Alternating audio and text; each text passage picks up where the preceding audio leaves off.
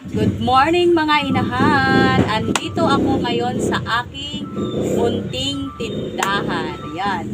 Kasama yung anak ko, nagawa kami ng dishwashing liquid. Kasi yung first batch ubos na.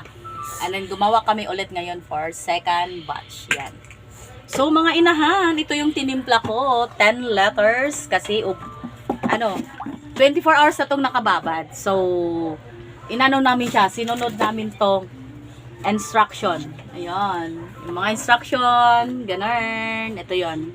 Sinunod namin yan para ma-perfect mo yung timpla ng DIY dishwashing liquid.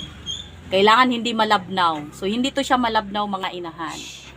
And then, ito na kami. Nag-refill na kami mga inahan. Nakagawa na ako ng 5 nito. For 1 letter, and then 500 ml, and then ito siya. Yan. Nasa 200 ganon. Ayan. So lalagyan ng sticker. Ayan, mga inahan. So eto, bili-bili na kayo dyan. Mura lang at hindi malabnaw yung pagtimpla. Pure. Ayan, hindi namin tinipid.